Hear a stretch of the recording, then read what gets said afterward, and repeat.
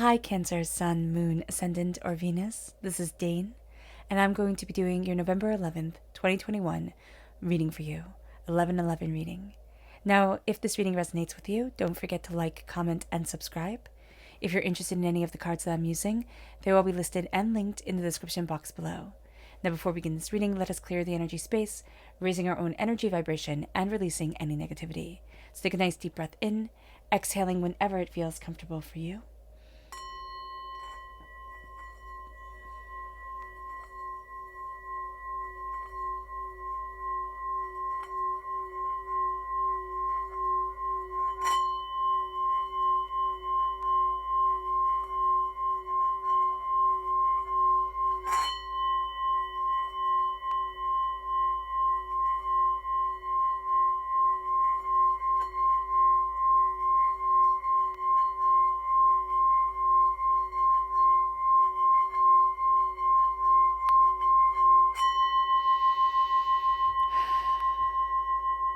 Releasing all negativity from the body like storm clouds. Letting yourself feel calm, centered, and at peace as we enter into this safe and loving space. Let's let the bowls sing as we see what the tarot has to say.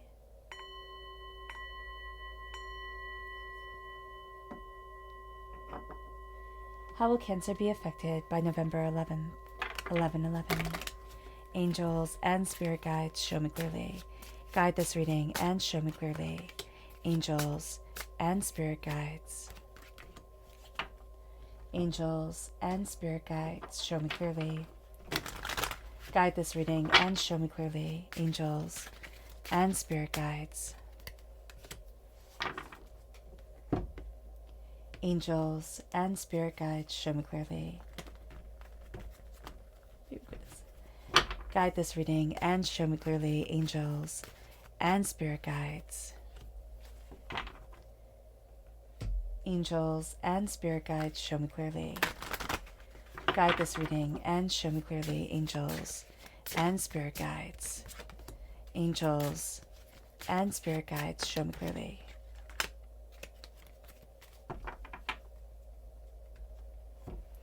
So at the bottom is our rooted self. The left-hand side is our inner self. The middle, our heart, our emotional self.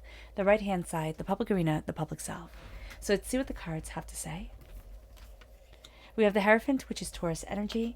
And we have the Death card, which is Scorpio energy. So if we have Taurus or Scorpio within our natal chart, or people who are Taurians or Scorpios in our lives, they're coming through very powerfully at our root. But there's also a huge sense of this is what I need to be, and I'm walking between worlds.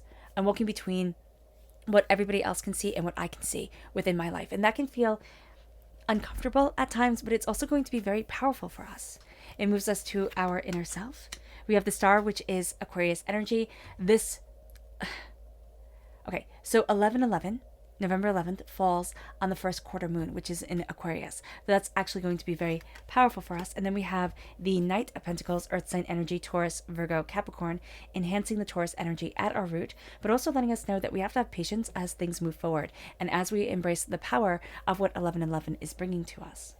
Then we have our emotional selves. We have the Eight of Swords. We are going to have a tendency to be way too much in our own heads. And I laugh because it's just a sense of we can have all this beauty around us, but if we're not ready to see it, we won't see it. And that's what Spirit is really telling us. And then we have the Wheel of Fortune. We have this huge change coming into our lives and just sweeping everything in a different direction than we had thought it would be going. So that's going to be quite intense.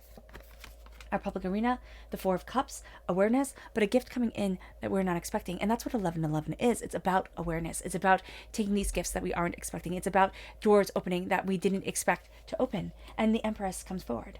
The Empress here is nurture, but we're nurturing what we are creating and why we are here on this earth. It can be the Empress is usually, and here she is, represented as being pregnant because we're birthing forward something into the world. Now, it could be a child, it could be the children that we've birthed, but it doesn't have to be that at all. We could not have children or not want children. And what it can also be is this sense of I have this creativity inside me. I have this voice, I have this power that I am connecting with and starting to embrace, and I'm birthing that into the world. I'm letting me, a part of me, go into the world as I create, as I become, as I embrace who I am and what I need and what I desire within my life. And it moves us to the energy to be mindful of during 11:11. Angels and spirit guides, show me clearly. Guide this reading and show me clearly, angels and spirit guides. It's Cernunnos. It's the Devil card in the Rider-Waite-Smith deck, but Cernunnos is different. So this is the Druid Craft deck, and Cernunnos is the Celtic god of chaos. And so what we're looking at here is chaos coming in and taking the moments that we had and giving them consequences, no matter how pleasurable or, how intense those times were. So just being aware of that during this time, that everything has a consequence to it. There's a positive or negative reaction to every action that we have. And that's something that, yes, we're aware of, but Spirit's saying here, be more aware, be more connected with what we're doing and the ripple effect that it has, but also be aware of the people around us and the ripple effect that they're having. We can find that if somebody that we love, is in a bad mood, all of a sudden we're in a bad mood too, because we've just gotten yelled at for something that is, asinine to be yelled at because of. So just be mindful of this here. The ripple effect is going to be very strong. And then it moves us to our chakra energy, angels and spirit guides, show me clearly. Guide this reading and show me clearly, angels and spirit guides. So we have these two right here. We have balance and angels and masters. So the root chakra is balance, and angels and masters is our soul star chakra, located 6 inches above our crown. This is a time with the angel number of 11 that we are deeply connected with angelic power. Balance is coming in. The balance of the sacred masculine and the sacred feminine within us, the balance of who we are and who we are becoming, the balance of where we're headed within our lives, the balance of us. And then our angels walking with us, being connected with us. And we can easily forget that they're there, but they are. And this is going to be a time where it's not going to be so easy to forget them. This is a time of symbols and signs and of connection and connectivity. And this is a time where we need to have our eyes wide open. So on November 11th, this is a time of 11:11. And this is a master number. This is an angelic number. This is the language of angels speak to us in numbers and in signs and in music. But historically, let's start off with the historic significance of 11:11, the impact that it has. So in our modern history, the 11th day of the 11th month holds the powerful significance of Armistice Day, holds the powerful significance of the day in which Western European fighters put down their arms and were told to stop fighting. And what happened here is that stop fighting on World War I during the Great War, which was the most horrific thing people had ever seen till that time. At 11 a.m. Paris time on November 11th, 1918, a truce was signed, and armistice happened. And I always remember this day because one of my favorite poets, Wilfred Owens, he died. He died during the fighting before 11 a.m. Paris time, in a war he never wanted to be in a fight that destroyed his heart. And so here we're going to see that we are connected in a way to the past. In the Commonwealth, a minute of silence, 1 minute of silence, is held and observed on the 11th hour of the 11th day on the 11th month for a tragedy and a horror that happened. Global Gods Day is also on 11/11, November 11th. And so this is a time where even though we're remembering sorrow, we have spirituality from all walks of life being celebrated, being connected with. Angelically, 11:11 is telling us that our angels are connecting with us and to pay attention. Pay attention to our surroundings, pay attention to our emotions, because messages are coming in. And they're messages that we need to hear. If we are star seeds, 11:11 appears as we are awakening to our spiritual purpose and our mission on this earth. So that is a beautiful connection. 11:11 also represents the spiraling twin strands of our DNA, which is also beautiful. Coming to our consciousness. Coming to our consciousness with our DNA purpose. Spiritually, 11:11 has us reflecting on why we're here and where we're going. Doorways are opening. Doors are opening to us. Our spirit guides are attempting to contact us. Spiritually, we are awakening and letting us know that we're on the right path. Our angels and our spirit guides are letting us know that we're on the right path, that we're aligned with our soul's purpose and our spiritual purpose here on earth. As we embrace this first quarter moon in Aquarius, it brings with it assessing the situation, but it also brings with it love and our dreams coming to the table, our dreams coming forward. As we embrace the Hierophant, we embrace tradition, we embrace ideals, we embrace what it is that we think we're supposed to want and what it is that we actually want within our lives. This is the most powerful card because in the ancient medieval world, the Pope was the powerhouse, and the Hierophant represents the Pope. He told kings and queens, emperors and empresses what to do, and they listened. Well, sometimes. And so here, we're going to find that we need to listen to what our angels are telling us, but we also need to listen to how we were made, the desires that we have within our hearts, as long as they come from a place of love and peace and kindness. We need to embrace our hearts and our souls and ourselves, our desires and our passions, who we are, and the traditions that are us, that are right for us, that help us move forward. And the Death card is the dying away of the old self, the rebirth of the new. It's almost as if we're coming home. It's almost as if we're rekindling this passion within us, this fire within us, to be who we were born to be, not who everybody else wants us to be, demands us to be. And so with the Death card, we walk between worlds. And as water sign energy, Cancer, we walk between worlds anyway. We embrace the heart and we embrace the practicality. We embrace the spiritual and we embrace the practical. And this is going to be a time where we see both coming forward. This is going to be a time where we can mourn that which we feel we have lost, but Spirit's saying this journey was meant for you to be on. And so we're slowly and steadily setting down our prosperity, sending messages of what we want to the earth and to ourselves, seeing where it is that we want to be. The Knight of Pentacles is the slowest moving knight. Now, be it we're represented by the Knight of Cups, which is the second slowest moving knight, but still faster than the Knight of Pentacles. We want things to move along a bit more quickly. We want to see things actualized in a way that has us feeling successful. But Spirit's saying here, we are successful. Why aren't we looking at ourselves better? Why aren't we connecting with ourselves?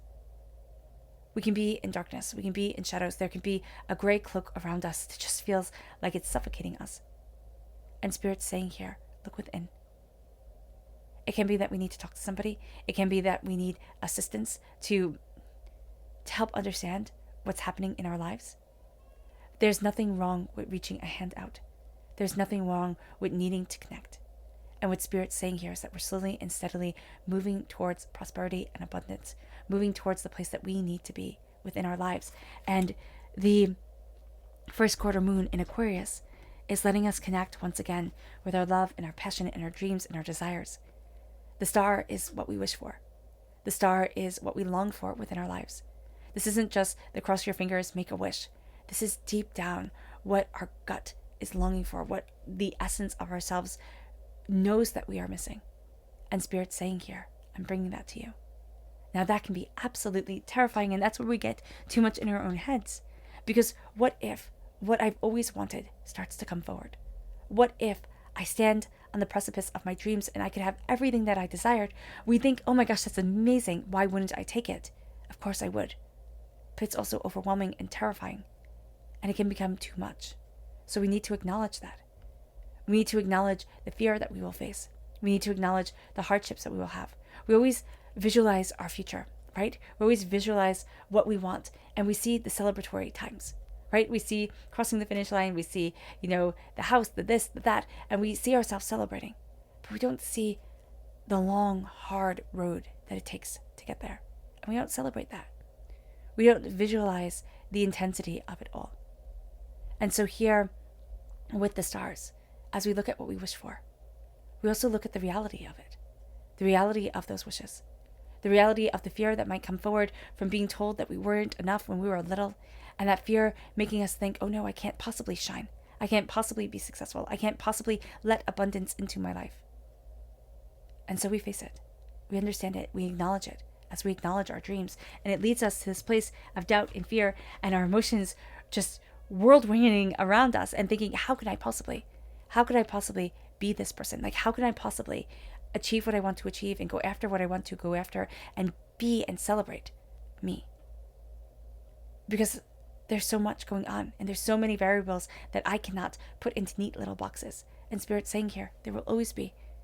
If we let the chaos stop us, we will be stopped forever. This is the Eight of Swords. This is doubt and fear and feeling trapped, when if we could open our eyes, we would see that we weren't. If we could look, we could see that we could walk to land and everything would be okay. And so it's getting out of our own heads.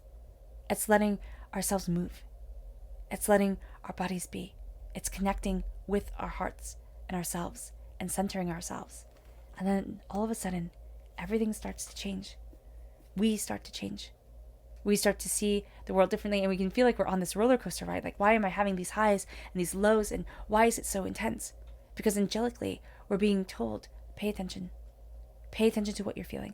Pay attention to why you're feeling it. Pay attention to where you are and why you're here, or the hypothesis of why we're here. And then move forward, taking that knowledge with us. The Wheel of Fortune brings change. It brings change, and it brings power, and it brings purpose. And as it brings this change, it awakens us to gifts that we hadn't seen, to things that are coming forward that we've overlooked. And all of a sudden we become much more aware, much more connected, much more centered than we were before. These gifts that come in with the Four of Cups, it might not feel like a gift. It might feel like another burden put upon our shoulders. It might feel like one more thing I have to work towards. But it is a powerful and beautiful gift that leads us forward, that we might not know the reason of till years and years down the road. Be receptive. Have an open mind during this time. We'll be surprised at where it takes us, and it moves us to the Empress. And the Empress says what we are creating needs to be seen. We can't just hide it away anymore, talking about it and talking about it, until even talking about it isn't right, because we're not doing. Spirit is saying here, our angels are saying, connect with that gift, connect with that spark, connect with that passion that is put within us, and bring it out into the world. It can be the littlest thing, and yet people remember it. It could be the littlest act, this act of kindness that we could be birthing forward, this act of seeing people, of connecting with them, of, embracing with our hearts. Just that simple act of, I see you as a human being. I see you as worthy. I see the God's head within you. And starting to embrace that, starting to be moved by that, inspired by it. That can be changing. That can be life-changing. Our subconscious energy to be mindful of is the moon. It's our fear. It's Pisces energy. But it's our fear that comes forward. It's saying, oh no, you can't possibly. And since we can have the tendency to be in our own head so much during this time, we think, oh no, I can't possibly. I don't have it all together yet. I don't know enough. I don't understand enough. Sometimes we just have to jump and go. Sometimes we just have to see and be. We always think that what we bring forward to the world has to be extraordinary. It has to bring the throngs of people forward. All of a sudden, everybody will know our names and the red carpet will be rolled out. No, it doesn't have to be that big. It can be that you're a fantastic baker and everybody loves your cakes. And so you bake them for big sales. It doesn't even have to be that you open up your own shop. But if you want to, it's time. It's time to just embrace that spark. Embrace that desire. Open up the doors. It moves us then to our subconscious chakra energy, which is truth, our third chakra. It's embracing the truth that we speak, the truth that we want within our lives, the way that we need to move forward for ourselves. We start speaking our truth, which might mean that some people won't like us, fine. But it also means that we have the power of our voice guiding us forward. It moves us then to our subconscious rooted message, which is judgment. It's the fires purifying us. It's the rising out of the box we never wanted to be in to begin with, or we didn't realize we didn't fit in. And now we start to embrace our passion and our power. Now we start to see ourselves kind of renewed and rekindling our love and desire for our lives. It moves us then to our subconscious in ourselves. And it's the Knight of Cups. It's us. We'll have a tendency to look backwards as we're moving in a different direction. And so here it's very funny because the horse is moving forward, but he's looking back and she's looking to the other side. And that's what we can think of during this time. We're looking everywhere but where we are right now. And Spirit's saying, no, be here. Our angels are saying, be here. Because here is where I connect with you. Here is where the inspiration comes. Here is where we realize what we're fighting for. Our subconscious emotional self. is the Nine of Swords. Worry, doubt, and fear. We're going to have a tendency to worry ourselves right out of our blessings. Don't do it. Take care of yourself. The Nine of Swords can be sleepless nights. Take care of yourself. People aren't going to see it. People are going to think, oh, you're fine. You got this. No, there's intensity here that's coming. Our subconscious public arena self is the Seven of Swords, betrayal. It's taking what we need. It's taking what's rightfully ours and moving forward with it. We have been betrayed. We have understood betrayal. And now we're starting to see ourselves move in a direction that we need to go. We're also going to start to see what we carry with us that no longer has a place within our lives. And releasing what no longer fits, what we no longer want, what we no longer need. But we have to be brave enough to let it go, because it's one of the things that's keeping us stuck. All right, Cancer. I hope this reading has resonated with you. I wish you nothing but light, love, peace, and happiness. May harmony always be with you. I'm sending loving, healing energy to each and every one of you. I love you all, and stay safe. Let's end this reading with a meditation, a clearing away of negative energy, a raising of our positive energy, as we embrace the power and the beauty of 1111. So take a nice deep breath in, exhaling whenever it feels comfortable for you.